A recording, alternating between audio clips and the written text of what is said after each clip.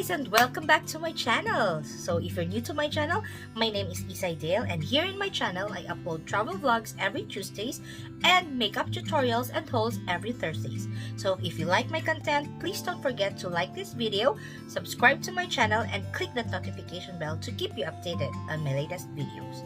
So for today's vlog, I'm just gonna show you how I create this look. This is a fall look that I have created for you guys using my Morphe Artistry Palette. So this is the palette. It is a 9-shade palette with a very nice mirror, and this is the color story. So if you want to see how I create this look, please keep on watching.